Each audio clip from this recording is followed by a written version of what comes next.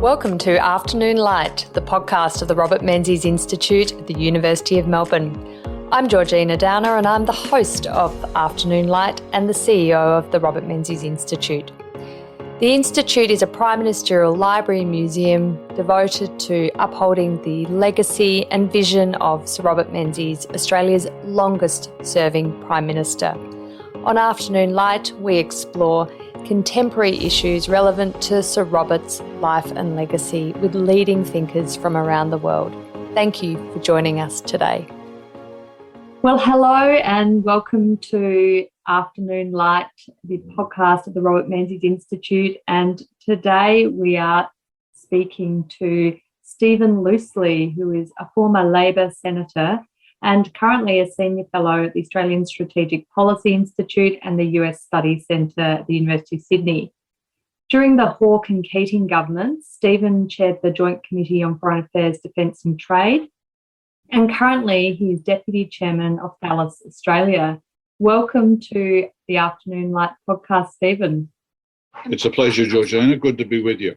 And Stephen, today we are continuing on our theme on ANZUS with the 70th anniversary of the ANZUS Security Pact between Australia, the United States and New Zealand to be celebrated on the 1st of September. And with all your deep experiences in foreign affairs and defence, but particularly the alliance and the relationship between Australia and the United States, you've been such a key feature of your career. I really was interested to get your insights into ANZUS. And one of the debates about ANZUS, of course, is the foundation story. There's lots of conjecture whether it was Percy Spender, the External Affairs Minister under Menzies, who then became Australia's ambassador to the United States. Was he the founder of ANZUS, or did it start earlier with Prime Minister John Curtin, or even Curtin's successor, Ben Chifley, and his External Affairs Minister, Doc Evatt? I always say that success has a thousand fathers and failure none. So, of course, I'm sure they would all like to claim parenthood, paternity rights. But I'd love to hear your views on the founding of ANZUS and particularly from the Labor Party's storytelling and the way the ANZUS story is told when it comes to the history of Labor leaders like John Curtin and Ben Chifley. It's an important political and even cultural question, Georgina, in the sense that ANZUS needs to be seen in its foundation and in its current application, its current commemoration at 70, as a bipartisan initiative from very early times. And we can look back beyond John Curtin in the wartime period at the end of 1941, when he writes an article for a Melbourne paper, which essentially says Australia is looking to America for support and assistance during the war as the Japanese military approaches our shores. We can look right back to the Great White Fleet of 1908 or the subsequent US naval visit of 1925 as being a couple of the foundation stones. The key element in what occurred and which led to the signing of the ANZUS Treaty under Prime Minister Menzies in 1951 is essentially a turning away from Britain and the Empire and towards America for the maintenance of peace and security in the Pacific, as we now call it, the Indo-Pacific. I think that's the key element. Both major parties can claim a degree of ownership of ANZUS. Curtin for the relationship that he built with the Americans, including Douglas MacArthur during the war, and Menzies with the active initiatives of External Affairs Minister Spender in terms of formalising that relationship in the ANZUS treaty, which led to the peace treaty with Japan and caused there to be created a sheet anchor for Australian foreign and defence policy for the last 7 decades. So it's a bipartisan initiative, as is seen, I think, by cool heads on both sides of the aisle in Australian politics and indeed in the US. Yeah, I think that's so important to the longevity and success of ANZUS, of course, is that bipartisan commitment to it. I wonder too if we could explore the differences between John Curtin and Robert Menzies, two wartime leaders for Australia. Menzies 39 to 41, and of course John Curtin 41 to his death in 45. Menzies was an Anglophile. He said he was British to his bootstraps. He had a deep affection for Britain. He was a realist, though. He recognised the importance of the relationship with the United States because of the potential for the security protection that relationship afforded. And as he put so well, Britain was no longer able to afford that protection and security support to Australia. And the fall of Singapore, of course, in 1942 was really Australia's Dunkirk moment and a huge blow to British prestige in the region and a huge letdown to Australia. Curtin, who was Prime Minister at the time, he said it was an inexcusable betrayal of Australia by Britain. Curtin was very clear in that article you spoke about that he wrote in the Melbourne newspaper that Australia was looking to America and it was free of any pangs of our traditional links or kinship with the United Kingdom. Whereas I think Menzies continued to have those feelings of traditional links and kinship while at the same time pursuing ANZUS in 1951. And I think it's interesting to see as well the evolution of the American thinking in this regard, watching Australia. We have a leader like Curtin saying we're free of the pangs of traditional links or kinship, and then a leader like Menzies who says British to your bootstraps. I mean, at first Roosevelt said he thought it sniffed of disloyalty when Curtin was saying we're looking to America, but then eventually Truman comes around and recognises the value, whether it's a value in the ANZUS of American interests or of the shared values of the two countries. There was a real change in thinking, wasn't there? There was, because the Pacific War, after Japan entered with the attack upon the US Pacific Fleet at Pearl Harbor, became an existential threat to Australia. There is, in all probability, no Japanese determination or plan to invade Australia, but there's no question that the Japanese wanted to sever the lifelines that Australia had to Britain and then subsequently to the United States. The war that Menzies confronted between 39 and 41 was definitely an existential war for Britain, but not for Australia. It was being fought on the other side of the world, in the Atlantic, in the skies over Europe, in the Mediterranean and North Africa and the Middle East. And Australia was heavily committed. Our Navy was there. We were training hundreds and hundreds of pilots and aircrew for the RAF and for the RAAF. And the crack Australian divisions were in the Middle East and in North Africa, the 6th and 7th and the 9th. The 6th having been particularly badly mauled in Greece and Crete. Curtin, as Prime Minister, has to confront the possibility of a Japanese invasion. The European empires in this part of the world, the French, the Dutch, the British, are either being subsumed or destroyed. The American protectorate in the Philippines is under a Japanese occupation as of May. And indeed, prior to the Coral Sea, the war in the Pacific is in doubt. The combined US and Australian forces checked the Japanese in the Coral Sea. It's an important strategic defeat. The Australians then throw the Japanese back at Milne Bay, the Americans at Guadalcanal, and of course Midway sees the turning of the tide. Now Curtin was a person who regarded Australians as being of British stock, but he was very realistic in the threat to Australia and in the need to move towards America and to work out a wartime relationship. And for the first 2 years of the Pacific War, as Kim Beazley's fond of pointing out, Douglas MacArthur had more Australians under his command in the Southwest Pacific than he did forces from the United States, though they grew dramatically.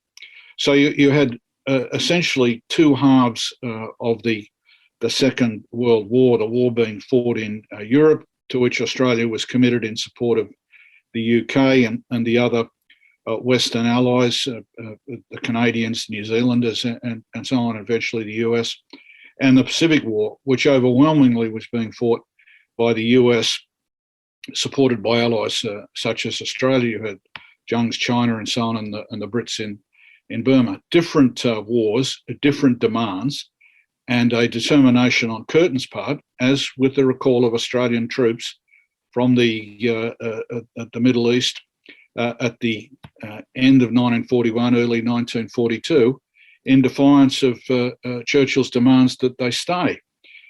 People have pointed out that had Curtin not resisted Churchill's overtures, and at one point, you'll be aware, Churchill diverted the convoy in the Indian Ocean, bringing Australian troops back to Rangoon, which would have meant they'd simply be locked up in Japanese POW camps for the duration of the war, just like the 8th Division in Singapore, or the Japanese success in Java meant Australians there going into POW cages.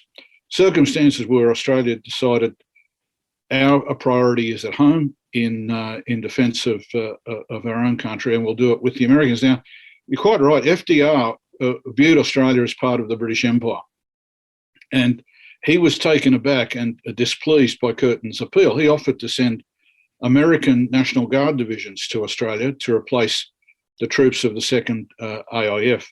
Curtin said no, and the measure of Curtin's determination is reflected in that reality, that he said no to the two Western primary wartime leaders in FDR and Winston Churchill, and argued Australian values. I think that's the shift that occurs after 1942 through to 1945, and it carries over into ANZUS. As you said, Stephen, though, Curtin saw this as an existential issue, shifting from the Britain to the US, and obviously wanting to defend Australian territory, which was, of course, fundamental to his job and fundamental to Australia's interests. But Douglas MacArthur, who became the Commander-in-Chief of Allied Forces in the Southwest Pacific, he ended up commanding Australian troops. Australia did not command its own troops. It was controversial at the time. I know there was debate over whether Curtin was actually doing the right thing. He was the saviour of Australian sovereignty, or was he surrendering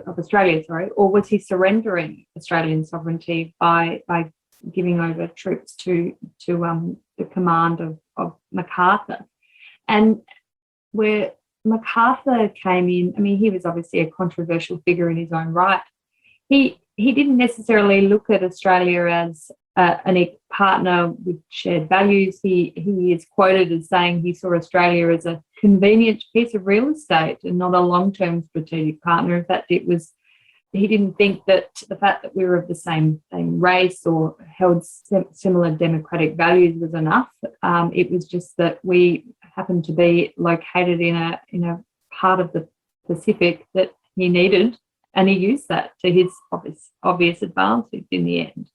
But and certainly those sort of sentiments don't exactly feed into a sense that ANZUS was forged in a kind of fervour of enthusiasm for shared values of these days we talk about ANZUS in terms of shared values of democracy, of freedom, of rule of law. But the way MacArthur was engaging with Curtin, it seems like it was realpolitik or nothing. Oh, very much so. And I think the best way to describe Curtin's signing over of Australian forces to MacArthur's command is to acknowledge reality. And Curtin was to do that several times during the war with very considerable success. For example, he was confronted by the Americans with the self-evident argument that American conscripts are dying in the Pacific fighting the Japanese. Australian conscripts should be called up to fight in at least in this area of the world. So Curtin faced down the ALP, which of course had split bitterly in 1916, 1917, over Billy Hughes' conscription demands. Curtin faces down the ALP and conscription is introduced for the Southwest Pacific, and new divisions are formed to fight. So Curtin is very much a realist in terms of the relationship with MacArthur, who did see Australia as a base for operations against Imperial Japan.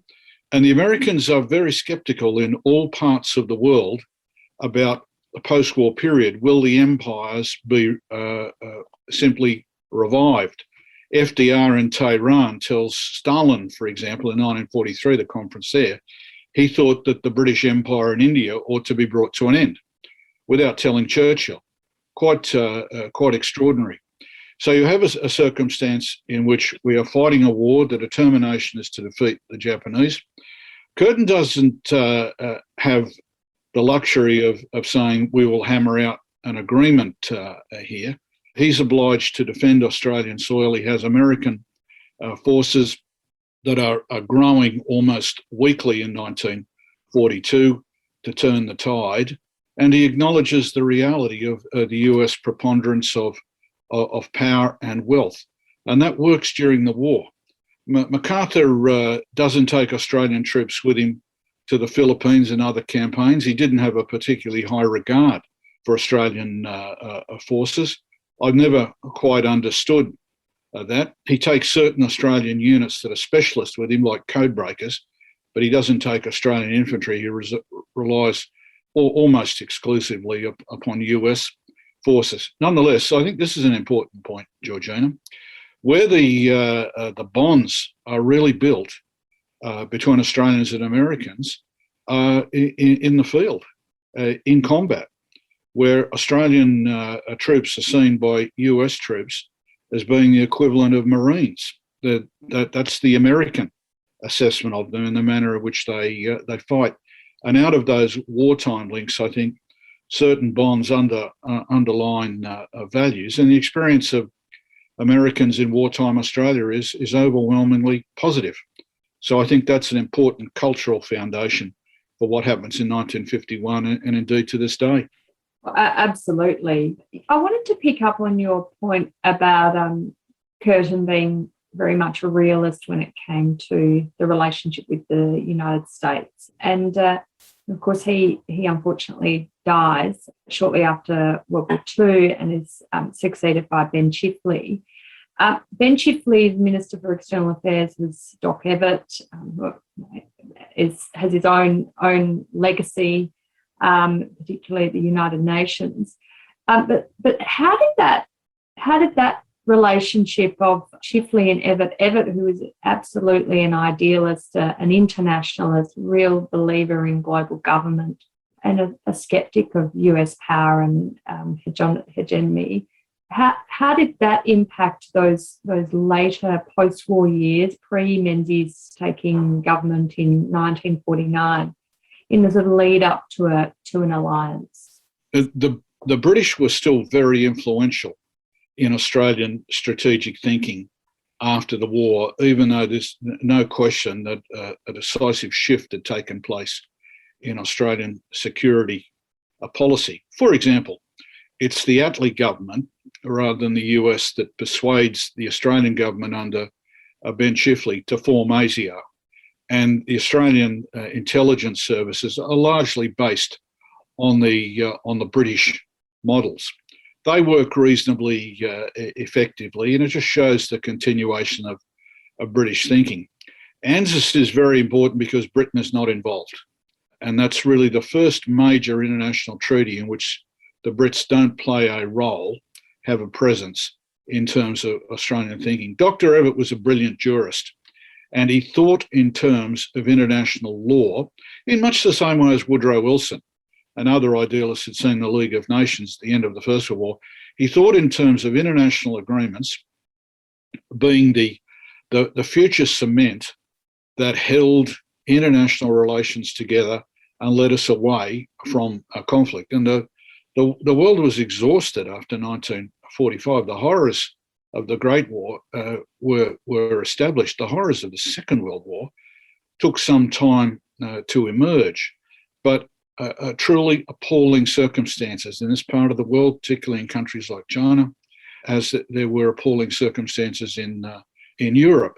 So there was a lot of faith put in the United Nations. And of course, it's put to the test in Korea, but it's the application of American power in Korea in the defence of the Republic of Korea against communist aggression that means that the day is won.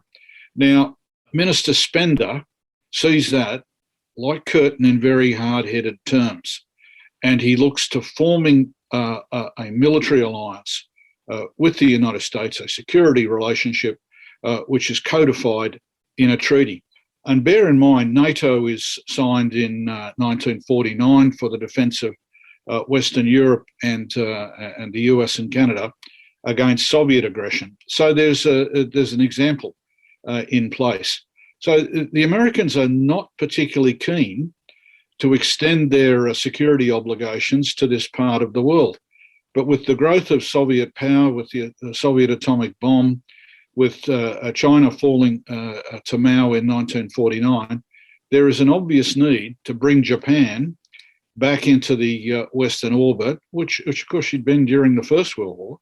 Bring Japan back in, that requires a peace treaty. And from the point of view of Australia, New Zealand and the US, the way forward, sign the Japanese peace treaty and negotiate ANZUS so there is a security guarantee in the Pacific. And then fast forward to 1957, and in fact, the 27th of August, 1957, so we're recording this on the 26th of August, so it's tomorrow for us. It's the anniversary of the great Labor split, or one of the great Labor splits, but a split, of course, that delivers Menzies. We have had several, Geraldine, so you can pick just about any date and find a split. This particular one, divergence of opinion over the communism.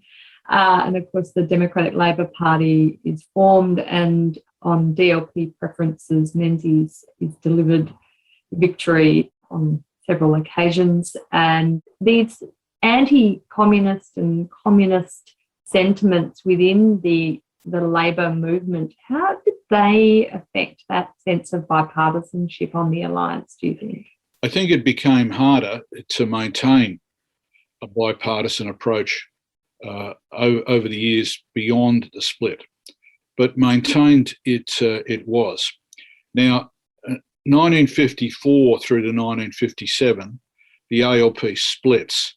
A lot of it is industrial in terms of its origin. The endeavour by the Communist Party of Australia, acting at the Kremlin's insistence from 1949 with the Great Coal Strike, right through the 50s, to take power industrially and to convert that into political power. The industrial groups are formed partly in response. The leadership of Dr. Evatt is most unfortunate at this time. And Freddie Daly once described him to me as worse than demented by the end of the leadership, worse than demented. So you have very poor leadership in the Federal Parliamentary Labor Party, an aggressive Communist Party in the factories and in the mines, and you have very determined opposition in the industrial groups. It comes to a head. By 1957, it becomes an argument over power in the Queensland ALP between Vince Gare and the Parliamentary Labor Party and the and affiliated unions. And one of the issues that continuously crops up is, of course, relations with the communist world. Don't forget, in 1956, there is the brutal suppression of independence in Hungary by the Soviets. You have the Petrov affair in Australia. You have all these kinds of flashpoints. Now, to an extent, this spills over into relations with the US as codified in ANZUS. But I would argue that where Menzies is concerned, his last great effort in imperial loyalty is over the Suez crisis, and his attempt to portray Britain and its allies, France and Israel, in a favourable light in terms of his assessment, which is really taken apart by Prime Minister Nehru of India. After that, I think we see the Australian government looking more and more to this part of the world. We have confrontasi with Indonesia, decolonisation in West New Guinea, and then, of course, the Vietnam War begins to become a central issue in our politics as well as in US politics. So again, realism takes hold. And in that sense, ANZUS comes back to the fore. I know with Vietnam it was CETO, the treaty that was invoked, but at the core is ANZUS, the relationship with the United States as the sheet anchor of Australian security. Yes, absolutely. And, that brings me to my next question, which is about when has ANZUS really felt under strain? Confrontasi is an extraordinary set of circumstances in terms of ANZUS. It's said that JFK, or the US President at the time, John Kennedy, when there were discussions about whether the United States might come to Australia's aid if things got a little bit nasty between Australia and Indonesia, Australia going over to Malaya to support a former British colony in its preserving some territorial integrity in the face of guerrilla groups coming over from Indonesia. JFK is said to have said, well, ANZUS won't be part of this, and don't expect us to come and support Australia if you are under attack from Indonesia. The US being very concerned about its commercial interests in Indonesia. Menzies, on reflection in his memoirs in Afternoon Light, he actually he doesn't make much of that issue. I think others make a lot of that as a disappointment of ANZUS, as a strained moment in ANZUS. But Menzies pictures it really as it was a Commonwealth issue. Australia was acting in support of Malaya as part of the British Commonwealth, and it was appropriate that the United States would not come involved in Commonwealth issues. I think that's a very generous interpretation from Menzies, and of course, with hindsight, you can twist and turn tales as you like to suit whatever argument you want to put up. But there were other strains, weren't there, Stephen? There, obviously, Suez. Australia very much took the side of Britain, and the United States opposed the Australian and British approach there. Vietnam, initially a popular move on behalf of Menzies to put in troops into Vietnam, but eventually became incredibly unpopular on university campuses across Australia and the United States. And then even in 1999 in Timor, you see Australia asking for support from the United States, initially rebuffed. Eventually the United States provided logistical support there, but it's not always straightforward, ANZUS. Our interests and US interests don't always necessarily align as closely as we might hope. Overwhelmingly they do, but you're right, from time to time there are strains. Let's just have a look at those two episodes. Jack Kennedy was very much a decoloniser.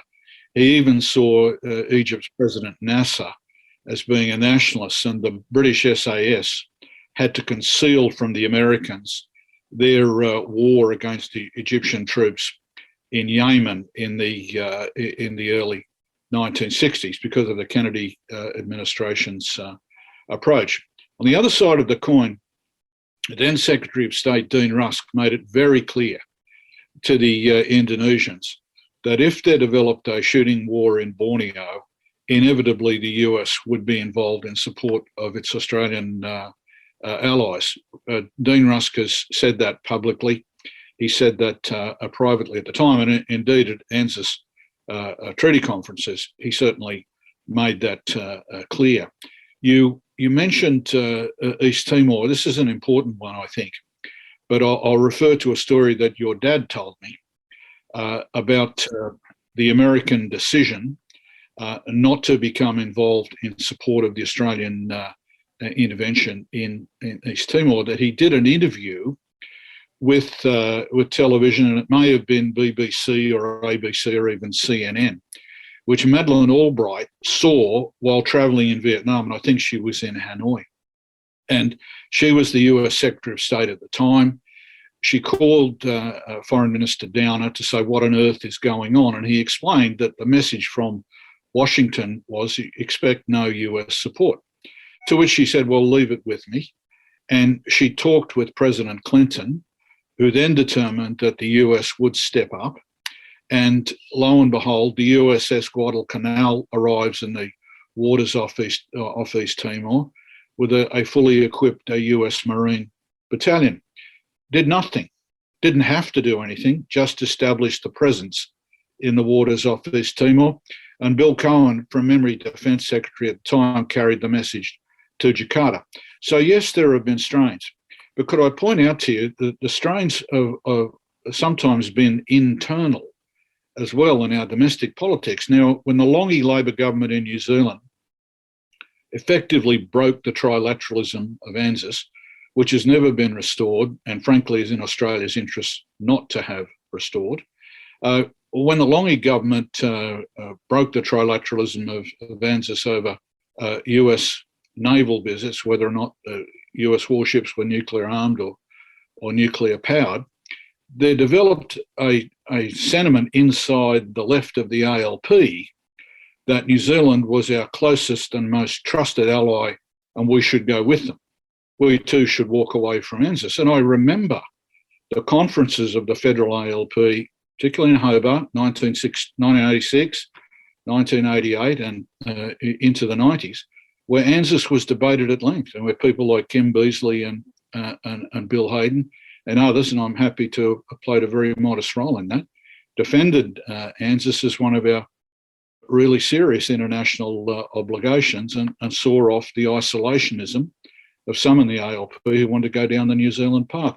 So yes, there have been strains. There have been strains over the joint facilities, for example, but ANZUS has endured. Could I make this point, please, Georgina? There's American research on this, and from memory, there's Australian research too, on the longevity of ANZUS, in that most international treaties don't last very long. They might last a decade or so. The expiry period is normally about 40 years. ANZUS is 70 years young and is about to be celebrated. That says something about the two countries and about our common values as well as our common interests. And I think it's important to note that. Oh, no, absolutely, Stephen. And, earlier you spoke about another treaty that was invoked. Australia and the United States were party to SEATO, Southeast Asian Treaty Organisation, that was sort of a Southeast Asian version of NATO for non-communist states. That's disappeared. That sort of expired naturally after European partners in that really sort of lost the interest in the treaty. But ANZUS survives despite the strains, despite New Zealand's departure in the 80s, and despite occasional domestic debates about its importance or its continuing appropriateness for Australia or within the United States, less so, I guess, but appropriateness for Australia to be party to it. I mean, even the presidency of Donald Trump gave rise to domestic debates in Australia because of the personality of the president. And the mainstream commentators at the time in Australia, of course, said, well, ANZUS is way more than the personality of one president. It is a joining together of two countries with shared values and commitment to freedom and democracy, and, of course, the upholding of peace and security in our region that delivers prosperity. Absolutely right. I recall President George W. Bush speaking to the joint session of the Australian Parliament during the presidential visit, and he paid an extraordinary compliment to Australian military forces in the sense that he said, when Americans are in a firefight and American troops are in a trench and they look around and they don't see Australians, all that means is the Australians are up ahead. And I thought, what a generous thing to say. And you have these relationships that form between presidents of the United States and Australian prime ministers that are very important.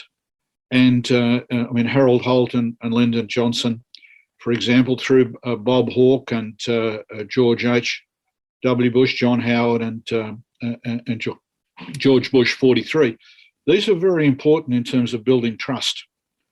And knowing that Bob Zelig once said at a conference I was privileged to be a delegate to, that during his time at the World Bank, he always liked having the Australians there because they always had his back.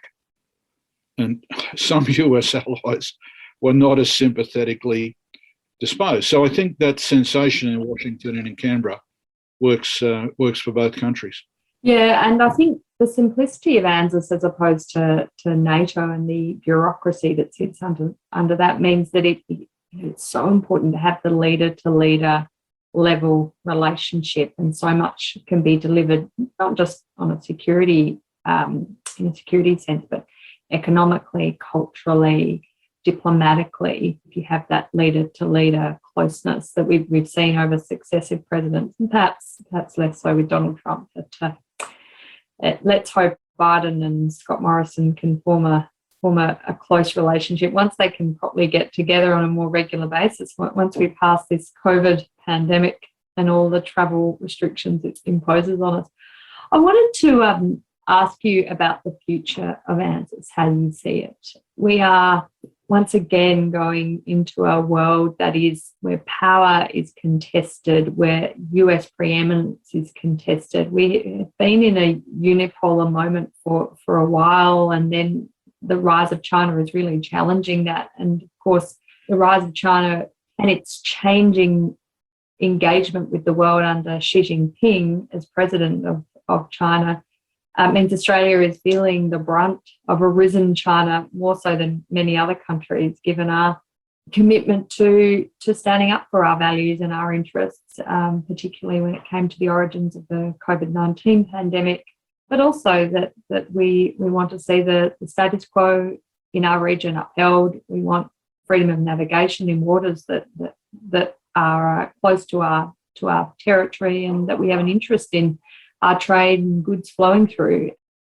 ANZUS could be tested again. We have issues over Taiwan that China wants to take back into its sovereign territory that could put ANZUS to the test. We have, of course, what's unfolding in Afghanistan being for many a great disappointment, when the one time when ANZUS has been invoked was after 9/11, and John Howard said, well, Australia's got your back, America, when American soil, there was an attack on American soil and thousands of Americans lost their lives in the 9/11 attacks. 20 years later, this withdrawal from Afghanistan by American troops is causing a lot of Australians great distress and questions about the impact of that in terms of US power, and is this a moment for revisionist powers like China and Russia to move in? With all those thoughts, Stephen, where do you see the future of ANZUS in the next 70 years?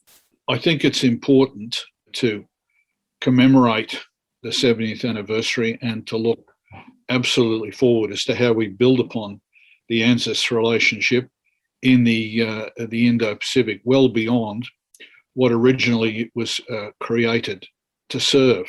You mentioned Afghanistan. The withdrawal is a debacle. But what's also been appalling for the last 20 years is there's been no overarching strategy to win a war against the Taliban. That's a separate podcast, I fear, Georgina. The debacle that we see on the global news services each day shakes America's allies. There's no question about that. It even causes a tremor amongst the Germans in Taiwan. The president talks in terms of greater self-reliance. We're in a second Cold War. I don't think there's any way around that. We have been for some time. And I'm amused sometimes when people try and pretend it's otherwise. If you look at the military and security challenges, if you look at the ideological challenges, if you look at the economic and cultural challenges, the PRC poses a far greater challenge than the Soviet Union ever did. Now, China, I don't accept the inevitability of communist Chinese triumph in every corner of the world. This endless line that emerges from the Global Times and from Beijing. Is Chinese foreign policy uniformly successful? No, the contrary is the case. When you have arguments with Japan, Korea, Taiwan, Vietnam, the Philippines, Indonesia, Australia, when you have a constant battle with the United States, when you have arguments with Scandinavia and other parts of Europe, including the Germans, your foreign policy isn't actually exemplary. Now, a Chinese strategic thinker said to me at an exchange conference in Beijing some years ago, you must remember, Stephen, Chinese foreign policy always reflects our domestic reality. That's a telling point. Now, the same is true of most countries, but particularly in an authoritarian system like China, the domestic constituency has to be convinced of certain elements externally. So if you're having an argument with India again about the border and the Himalayas, and people are in direct confrontation, that has to explain to your domestic constituency that you've got pressures on from outside just about everywhere. But arguing with all your neighbours simultaneously, I don't see the value in that on behalf of China or anyone else. And there are tensions, the East China Sea and the Taiwan Strait in the South China Sea and beyond. We need to be equipped to deal with those, not only in a military and security sense, in a diplomatic sense. One of the areas where I think ANZUS can lend its foundation stones to an improvement in relations with the Americans is for there to be regular discussions on strategic economic security for the US and for Australia in terms of supply chain, for example, in terms of markets. The Chinese have really brought pressure upon Australia, about $20 billion worth of imposts upon our exporters.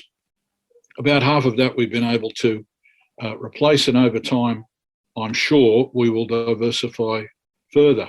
But we should also look to seeing where our supply chains complement and improve American industry, American technology, Western industry, Western technology, and other countries, and particularly the ASEAN countries. I think we need to do more in terms of our economic security, and discussions with our American friends can really be, I think, a touchstone of reference in that. Oh, Stephen, I feel like we have definitely another couple of podcasts ahead of us. There's so much to unpack there. I would make, as a former Australian diplomat, I was posted in Japan for 4 years, but I certainly came across a lot of Chinese diplomats there. And of course, aside from the US relationship, probably the most important relationship for Japan is China. So every day you're facing issues between Japan and China, and how that plays out economically, socially, politically, strategically. But what I would say is, in China, the government will never reward you for failure, but encourages a lot of overreach from its diplomats and its spokespeople and protagonists. And that's what we've seen, I think, with Chinese diplomacy over the last 18 months. There's been a lot of overreach with wolf warrior diplomacy, with measures taken against countries like Australia, and listed so many countries that have felt the brunt of China. And I think sometimes in Australia we think it's all about us and China, when actually, having lived in Japan through the rare earths embargo that China placed on Japan, there are plenty of other countries that face the wrath of China, and of course, like you said, it's a much more significant player in a contemporary sense than the USSR was during the Cold War, because of its economic might. Militarily, the USSR was significant, but and China is obviously incredibly significant. But it's that economic power and interdependence that it's created, and the links and chains it's creating through its Belt and Road initiative, that make it a much more formidable opponent, for want of a better word, into the next next decade and beyond, and something that will test ANZUS and other alliances with those who believe in a free world. Stephen, thank you so much. It has been an absolute pleasure to talk to you on the 70th anniversary of ANZUS. I know it's a busy time for you. You're so deeply invested in the alliance, and you're a person who will be in very much high demand over the next few days. But I really, really appreciate it, the time you've given the Robert Menzies Institute on our podcast Afternoon Light. It's my absolute pleasure, Georgina, and stay safe, and may the Institute flourish. The Afternoon Light podcast is brought to you by the Robert Menzies Institute at the University of Melbourne. You can find more about our podcast and, of course, the Institute at robertmenziesinstitute.org.au. We're also on Twitter at rmenziesinst and on LinkedIn. Thank you very much for joining us this week, and we hope you can join us next week for another fantastic discussion on the life and legacy of Sir Robert Menzies.